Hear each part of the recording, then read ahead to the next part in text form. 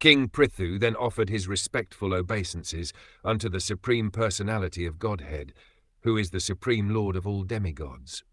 Although not an object of material vision, the Lord revealed himself to the sight of Maharaj Prthu. After offering obeisances to the Lord, the king returned to his home.